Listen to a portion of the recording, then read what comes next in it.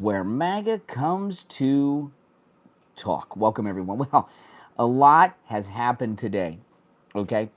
Christopher Wray is resigning because he does, the common thinking is going to be, well, he's resigning because, he's going to get fired by Trump and he's saving him the Trump. He is afraid to have to go to Trump in person and meet. Ray, remember what Trump said to Kristen Welker on Meet the Press? He invaded my home. He invaded Mar-a-Lago.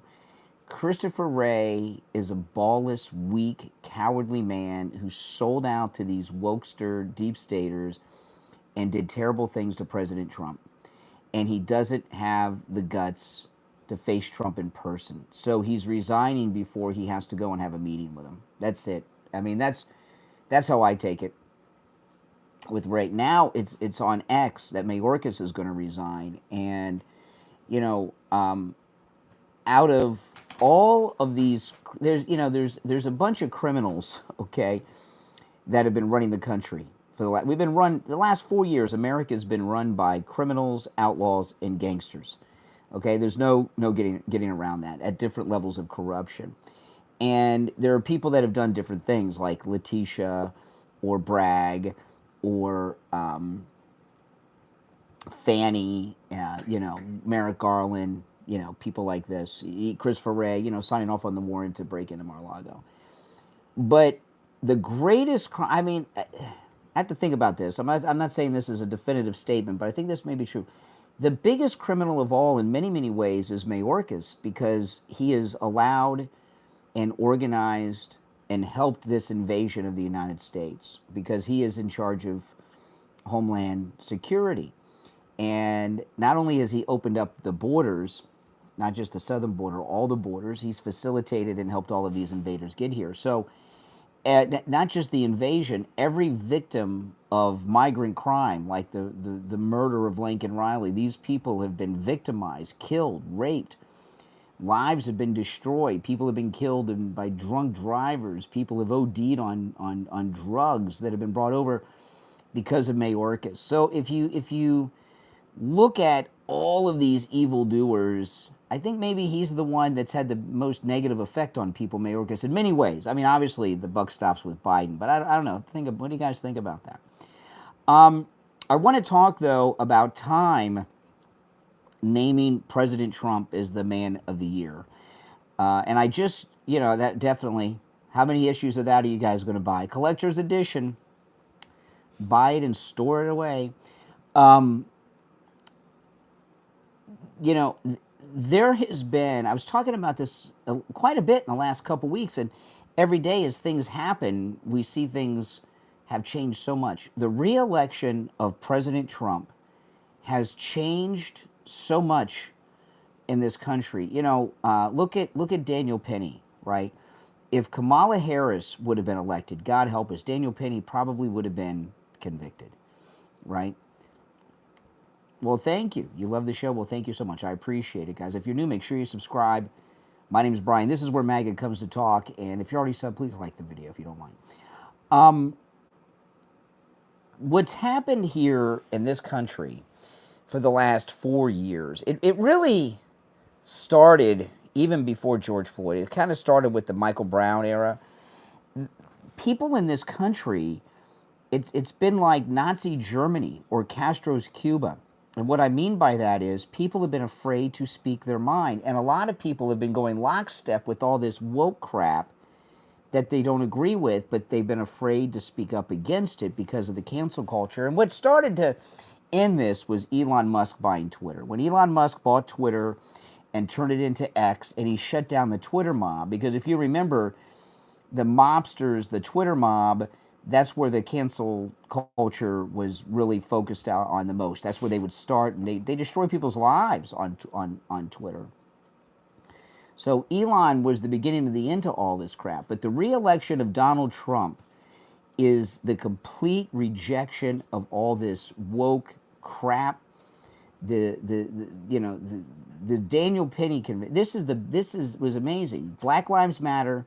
They come out and they break the law. They should be arrested. These Black Lives Matter spokespeople in New York yesterday, not only were they inciting violence, they were being very specific about violence against particular individuals. It's a crime. It's a major felony. And they couldn't get a single person to show up and protest the acquittal. People have been going along with something that they didn't support because they were afraid to speak up. This is like in the days of East Germany or the Soviet Union, when a lot of people didn't agree with the communist state, but they were afraid to speak up. That's what we've been living through in this woke period that we're in. And, you know, I got a call today on the morning show from a guy at the end who was trying to tell me that white privilege exists. Did you hear this guy was a black caller? He called in, and we had quite a long discussion. It was towards the end of the show. I'm not sure if you guys heard it. I hope you did. It was a great conversation. This guy, he doesn't understand that he's in Trump's America now, right? And he went through this whole thing. White privilege exists, and the history and all this stuff. And I said to him, I said, I'm a white guy, and he lives here locally in South Florida. I said, we're both in South Florida. I'm a white guy. You're a black guy. Tell me something because of white privilege that I can do today that you cannot do because you're black. And he says, well, I can't think of anything. And I said, well, if you can't think of, if there's nothing that I can do that you can't because of our skin color, white privilege doesn't exist. He says, no, it exists. And I said, well, give me, he said, well, I can't think of anything. And I said, you know, and and I don't know if you picked up on this, but he was, the smoke was coming out of his ears because cannot compute. He was on overload. It was at the very end of the show today, like the last 5 or 10 minutes. And that type of thinking has been rejected by the American people. President Trump had record votes among blacks, Hispanics, Muslims, Jews, gay, all the groups. You go through the list. And so far as being Time Man of the Year, this is probably, if you go through I'm glad they're calling it the Man of the Year, not the Person of the Year, right? Is it going to be the Man of the Year or the Person of the Year? Person of the Year. Oh my gosh, it says Person of the Year? Pretty sure. Pretty sure. Oh my goodness. It's going to say Person of the Year? Well, we'll take it. It always does. They change. Oh my goodness. Oh my goodness. When is now think back at all the Men of the Year and the Persons of the Year. Can you think of any that, one, are memorable and were really the most important person of that year? I imagine when Mandela got out of prison, he was probably the Man of the Year that year. What do you guys think? I thought there were no genders. I remember one year, Time magazine, they got very controversial. The Man of the Year was the computer. Remember that one? It was so stupid. But this honor of being Man of the Year, Person of the Year, Homo sapien of the Year, whatever they want to call him, is probably the most well-deserved Man of the Year, Person of the Year in the history of the Time magazine. Naming this, I mean, you look at what's happened. President Trump, for the last 10 years, has had the entire deep state intelligence apparatus and the federal government on him and his family every minute of every day since he came down the damn escalator. And look at everything that's happened, and look where he's at. He's president again. That's freaking amazing. He is the man of the century. And it's very well deserved. I know. It's insane. I still get goosebumps every time I think that he's been reelected. It's very well deserved. Who have they made Man of the Year, Person of the Year before? I have no idea. I can't even remember any of them because who cares about that anymore? This will be, I bet you, because Time just, what was that time that I just bought the thing, Kathy? Yeah, I just bought, if you're a Patreon supporter, I made a video and put this up on the Patreon page. I got the Time Magazine commemorative edition for Trump. I got 2 copies of it. I made a video of it. And that's a collectible. That sold like mad because everybody bought multiple editions of it. So, the Time Man of the Year, I'm going to buy at least 2 copies of it, aren't you? Maybe 4. I bet you Time Magazine is going to print, because they know that the commemorative edition sold out. I bet you they're going to print more physical magazines for Trump on the cover than they've printed in years. What do you think? Think that's possible? All right, Kathy, my wife, gave me a list of some of the people of the... Okay, 29... It only goes back to 2019 is the most recent. 2019's Person of the Year was Greta Thunberg. Are you kidding me? Donald Trump was Person of the Year in 2016. 2015, Angela Merkel. The Pope. Obama in 2012. Zuckerberg. Barack again. Putin.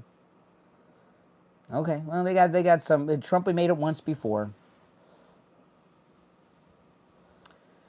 Mr. Raj, stop believing the upper class cares about you. Well, who's the upper class? The liberals? You know, like Jay-Z? Beyonce? P. Diddy? Right? Super rich people? Oh, the Democrat Party is about to fade away. You understand that, right? They have no leader. Who is the top person in the Democrat Party today? Is there one? They don't have a leader. Not only do they not have a leader, they don't have a bench of... We've got a huge bench, right? I mean, look at Nancy Mace, who was attacked by a Democrat trans activist yesterday. We've got her. We've got JD. We've got everybody that Trump has picked in different categories. We got like Pam Bondi. We got Lara Trump. Right? I mean, look at the bench of people we have that are up and coming. Who do the Democrats have? They got nobody. I mean, they got AOC and Adam Schiff.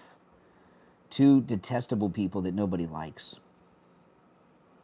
That's it. And the country, the United States has always been a conservative country. This is a very conservative country. Just people are afraid and keep their mouths shut.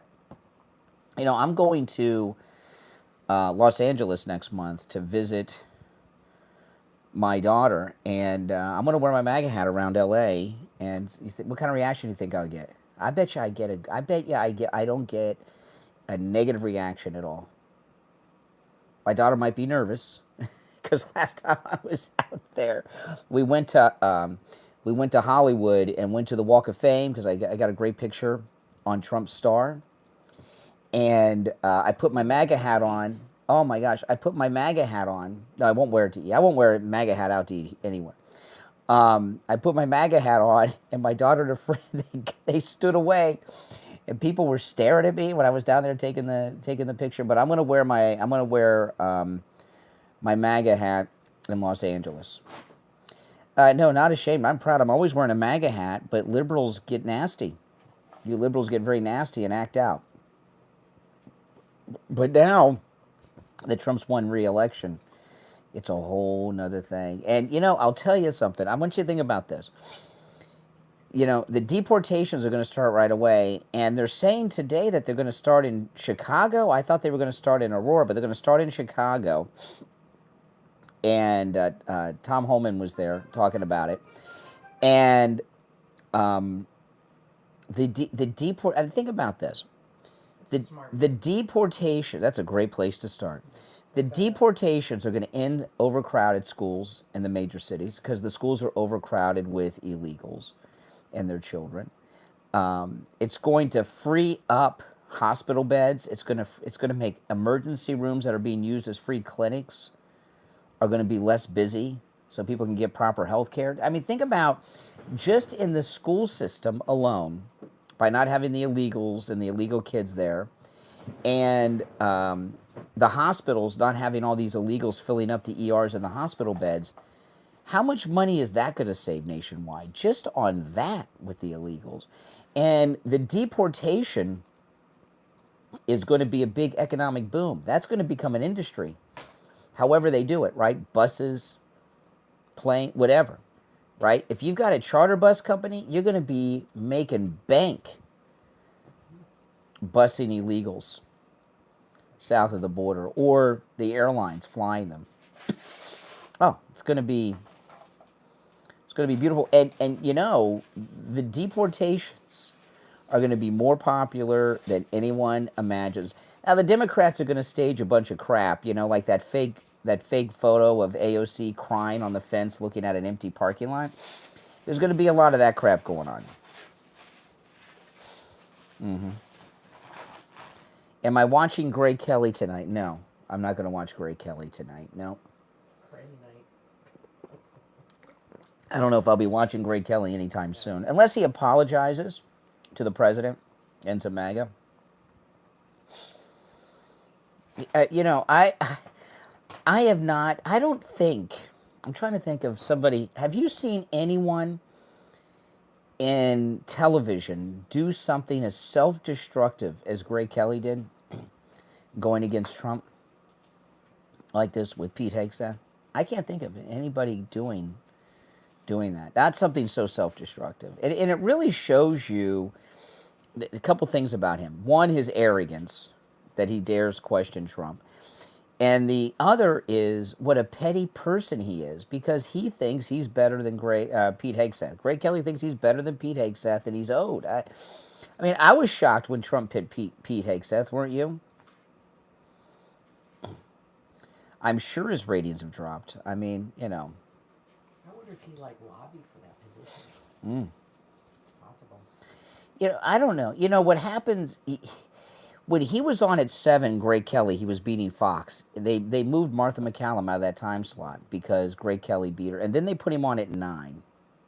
So I don't know what his ratings are at 9. He was kicking butt at 7. Rob Schmidt's very good, by the way, and you know, a lot of times people get arrogant because they build up an audience and they get very arrogant. You know, that Glenn Beck did that. Glenn Beck, back in 2010, he had that big thing in the National Mall. He got very full of himself and thought he was all powerful, and he was a never Trumper in the first campaign. He thought, you know, what happens to a lot of these guys, you know, they let the audience go. You know, I've been doing this my whole life. So, you know, as the show grows and the audience grows, it doesn't go to my head, okay? It's all about you. You guys are what make us all, you know, possible because you all watch us. But a lot of these guys, Glenn Beck, Greg Kelly, their watchers go up and it goes to their head and they act like, sorry guys, I'm drinking a lot of Pepsi, sorry. They act like cult leaders a lot of times. Particularly Glenn Beck used to be that way, not as much anymore, because they get so famous, they think that they've got power and influence, and they can tell their viewers whatever they want, and they'll do whatever they tell them. Well, that's not the case.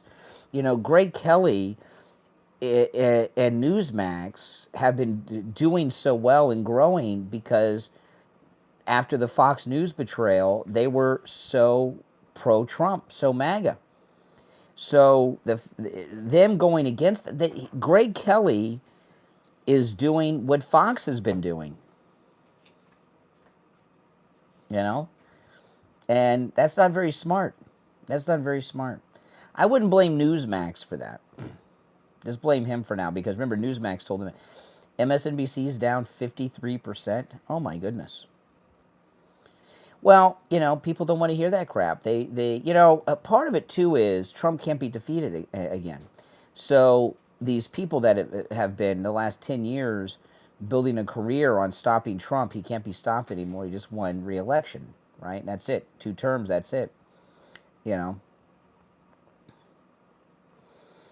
But you would think that Rachel Maddow and Joy Reid and all of them, they would say, you know what, people, our ratings are down 53%. Some of the shows are down over 70% on MSNBC. They would say to themselves, people don't like this, I should do something different, right? But they don't do that. They're getting more radical anti-Trump.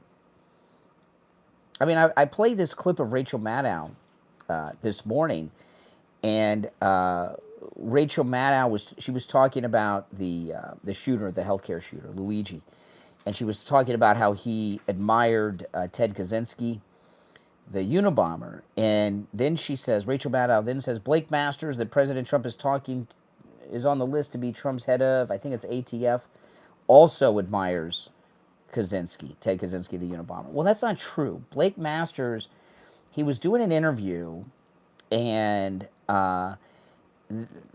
he was asked in the interview, is there anybody he can think of that people should know more about? And he said, I probably shouldn't say this because I'm in politics, and this is not a great answer for a politician, but I think people should learn more about Ted Kaczynski, the Unabomber.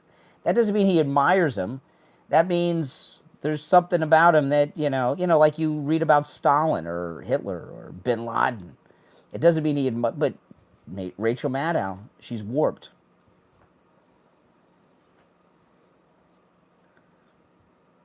Since Rush is gone, I now watch you every morning at 6:10 a.m. Well, thank you so much, Edward. That's a great honor. Rush used to listen to me on the radio because Steve Kane knew Rush and used to work with him in New York many years ago. So Rush used to listen, and sometimes sometimes some of you guys would message me, DM me, or email me, and say, Rush is talking today about something you were talking about this morning. That's because he listened. I knew he listened. I never said anything about it because I didn't want him to stop listening. But that's like an honor. I appreciate you saying that. I wish they would have hired me to replace Rush instead of those two no talents. Yeah, Steve knows a lot of people. Steve is like what do you call it? A Renaissance man? He's like, like Forrest Gump. He is, isn't he? He's got a lot of experiences. Forrest Gump was kind of...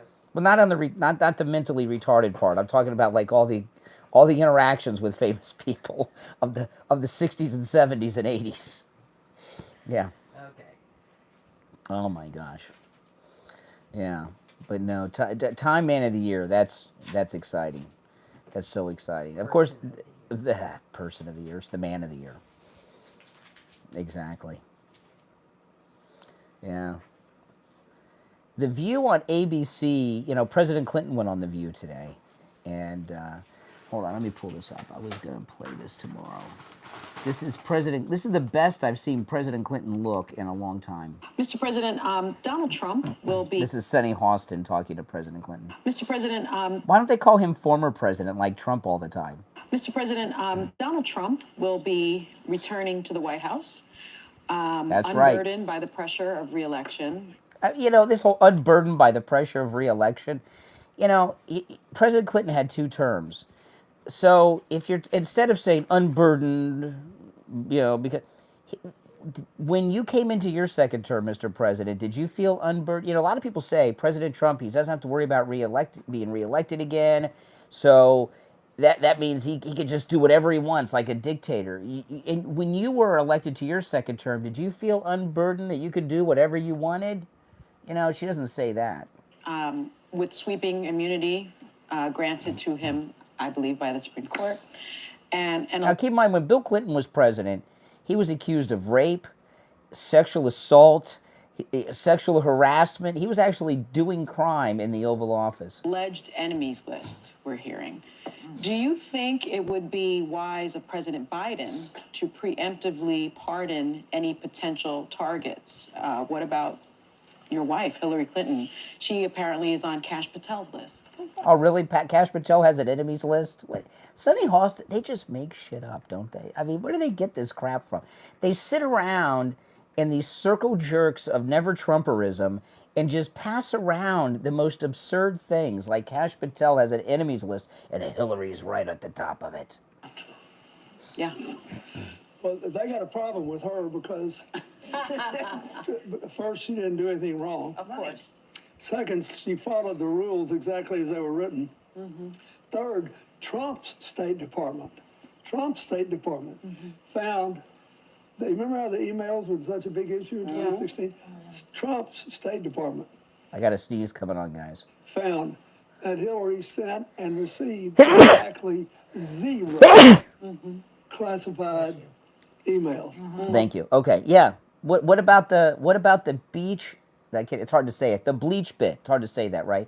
What about the phones that Mrs. Clinton took the hammers to? Remember that? I can see. Can you see Hillary Clinton and Huma Ahmadine? That's her name, right? Sitting out in the driveway in Chappaqua with hammers, bashing the phones. President Clinton left that out. Mm-hmm. Thank you for the bless yous, guys. It was a made-up, phony story. Yeah. So, I guess if Cash Patel is determined to make one up, he could do it. But Oh yeah, Hillary's done no wrong, I right? think if President Biden wanted to talk to me about that, I would talk to him about it. But I don't think I should be giving public advice on the pardon power. I think it's a very personal thing. But it is, I hope he won't do that. Yeah. Trump, See, Bill Clinton wants Hillary to go to jail, don't you know? He's tired of living with her. She's paying the butt. Could you imagine what it's like? I mean, he's basically under house arrest, sentenced to a life of living with Hillary Clinton. So Hillary Clinton does not want Biden to part. She wants her to be locked up, I promise you. You know, President Clinton, who really looks so feeble, he looks great next to Mitch McConnell, but in the wheelchair. Did you see Mitch in the wheelchair? But I remember when President Clinton left office in 2000. Can you believe he was president 24 years ago? He left office. That's crazy. Is that hard to believe? That's nuts. That's like from 76 to 2000. That's a long time. But anyway. He was 86. when he first got married, wasn't he? When was he done? Yeah, 2000. Okay, yeah. Yeah, he left in 2000. For 4 years. And I remember, he was pretty young. I don't remember exactly how old he was, but he was young. And I remember there was these endless discussions for like the last 6 months that he was, same thing with Obama. You know, President Clinton, he's so young. What's he going to do with the rest of his life? His life's only begun. He's so young. What has he done? Jack. Just like Obama. A wasted life. But, yeah, Hillary did no wrong with the emails. She deleted how many emails? She took the hammers to the other ones. She had the bleach bit. That's hard for me to say. The bleach bit program to erase everything. But she did nothing wrong. Oh, my goodness. You know, it'll be so nice not to have to hear about the Clintons anymore. 33,000? Yeah. Bill Clinton got old. You know, I met him twice. Once before he was president, and one when he was president. And he was strange. But I met Hillary Clinton when she was first lady. She was with him, and she's a chain smoker. She had yellow teeth. And you could, you know how you could just tell someone's a smoker? She's a total chain smoker. But I don't think. Has there been a photograph of her or anything smoking? I don't think so. Yeah. You know, I've said this for years. I would not be surprised if Bill Clinton and Monica Lewinsky were seeing each other secretly. It would not surprise me at all. Monica Lewinsky was trashing Trump all over X before the election. Men that wear a blue dress are typically an oddity. That's for sure. But I'll tell you this. This second term of President Trump, it's really amazing what's going on here. You know, one day they're going to write books and we're going to learn all about it. But the planning that President Trump has put into this second term is the most well-planned presidential administration in history. And I'm very curious to know when he started. Is this something he's just been doing the last 6 months? 6 weeks, or has he spent the last 4 years planning this? Because he's so organized, he has all the right people in place, the perfect people for the thing. And I know he's got a lot of people that have spent a lot of time on Fox, like talking heads, like Homan. But, you know, a couple things about that. He knows where they stand because he's listened to them talk about it so much. But Kathy and I were talking about this on the podcast last week. One of the reasons he picks people that are very good, but also on television, is if you're defense secretary or the border czar or the attorney general, you need to be able to go on TV at press conferences and sell what it is that you're doing to the press and to the people watching at home. So you need people that are good on television to lead these agencies, on top of them being MAGA and wanting to do what's got to be done. So there's nothing wrong with him hiring TV people. It's actually pretty smart, isn't it? Yeah. Oh, yeah. Well, you know, the thing about this term, you look at the people he's brought in compared to the people last time, They were good people last time. We had a couple of infiltrators. It's like the whole guest roundup of the war room, basically, or InfoWars. I mean, these. I mean, who is Trump picked that you would not that is getting a job that you would not approve of? None. I mean, they're all perfect. You should make Mel Gibson the ambassador to Australia. Mel Gibson, How cool would that be? You know, Mel Gibson's a. He was at Mar-a-Lago last night. You know, he was at Mar-a-Lago. Mel Gibson. Australian. No, he's American. Mel Gibson. He grew up there. Mel Gibson was born in America and he grew up in Australia. That would be very cool. Mel Gibson, the ambassador to Australia. I would make Mel Gibson the ambassador to the Vatican. He's Catholic. He's big time Catholic. That'd be awesome. That would be awesome, wouldn't it? Mel Gibson, after all that crap they put him through with the Passion of the Christ. That would be good too. Probably better. Has Trump announced who the ambassador to the Vatican is going to be? I would not be surprised if he did. That would be the best. You know, why was Mel Gibson in Mar-a-Lago? Yeah. Maybe he's going to be ambassador. That'd be very cool. That would be so freaking awesome. Well, that's another one. I got to meet Mel Gibson once too, and that was, out of all the celebrities I've met, that was like, the Road Warrior. Are you freaking kidding me? I want to go. You know, Mel Gibson has his own church, his own Catholic church in Malibu, and I want to go there for Mass. When you walk in, okay, if you read Joe Esterhouse's book, Hell with Mel, he spent this time with Mel Gibson, and Joe Esterhouse is the screenwriter that wrote Basic Instinct, and Mel Gibson brought him in to write a movie about the Maccabees for Mel Gibson, and he spent a few months living with Mel Gibson. And he said that he has that Mel Gibson has enema machines in his house, and they're next to each other.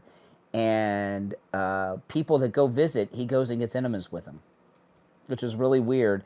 But he said that, yeah, that's what he said. That was a long time ago. It was a few years ago. He doesn't do that anymore. And he said, he said that this is when Mel Gibson was married to that crazy Russian woman, and they were fighting. Remember, she was recording Mel Gibson getting in fights. And Joe Esterhouse said that he was so terrified of Mel Gibson that he was sleeping with a golf club for protection at night in case Mel came in. Oh my gosh. But I think Mel's cleaned himself up since then. He was having some problems, you know. I think he stopped.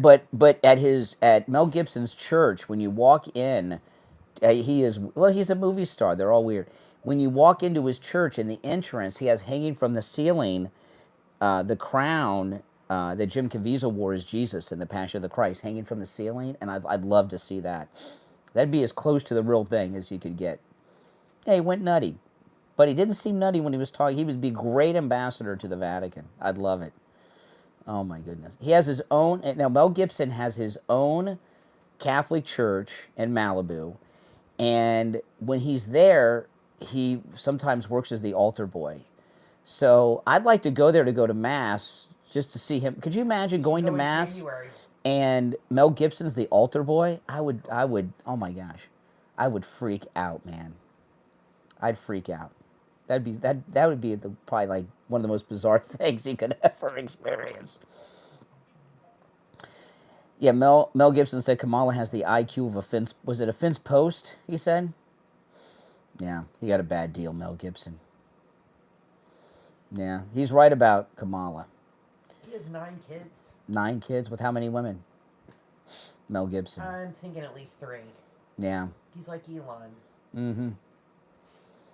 Make America first again. That's right, Ted. You know, this whole idea that America first is like some bad thing. You know, I love what's going on with Trump and Trudeau. And we have any Canadians in here?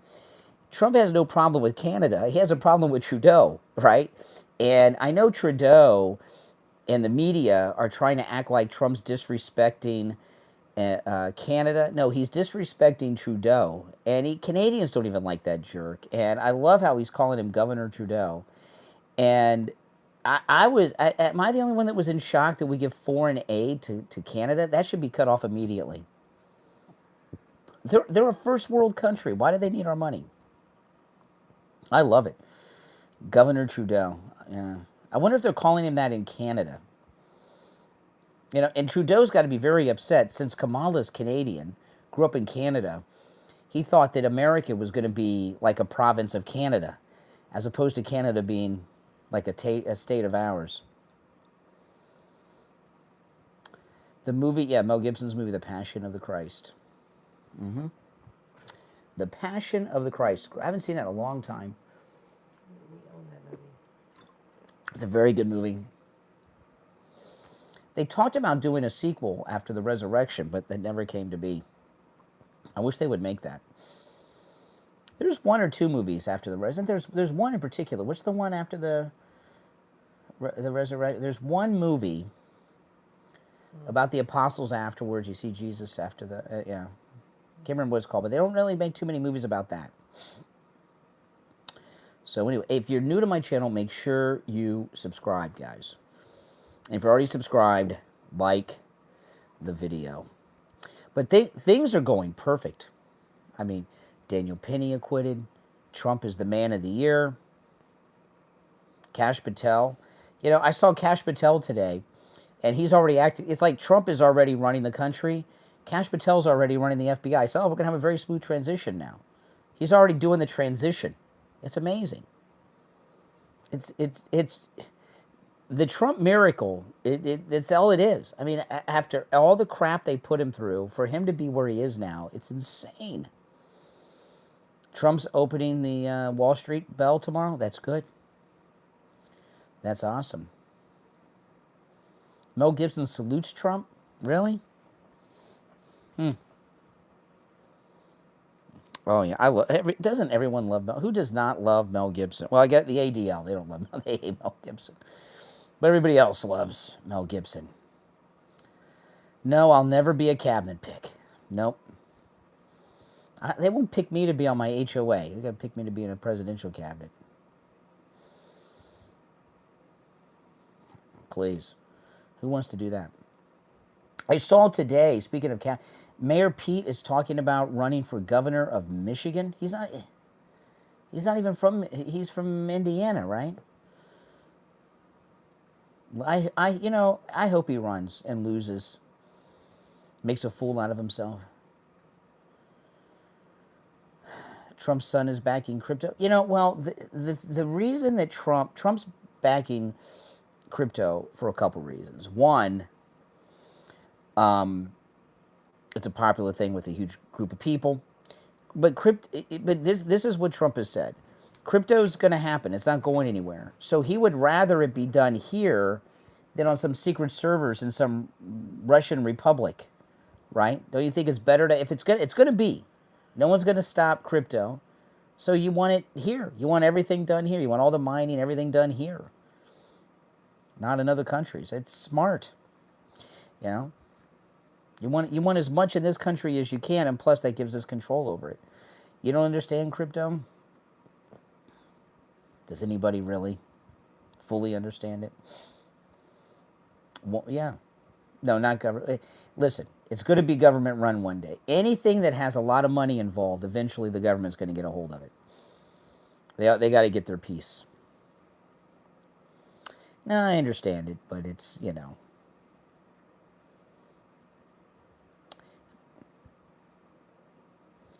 No, Joe and Hunter. All these people that are upset about Hunter's part. You don't think Hunter's going to screw up?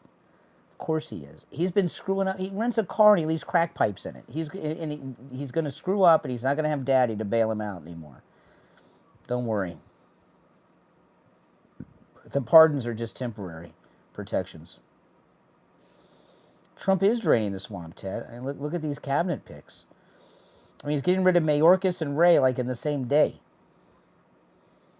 That's some big swamp draining. You know, Ray resigning is like a surrender, a deep state surrender. Well, listen, guys, I'm going to take off, so make sure you subscribe if you're new. And again, if you're already subbed, do me the favor of liking the video. My name's Brian. This is where MAGA comes to talk. I'll see you next time. Thanks for watching, everyone.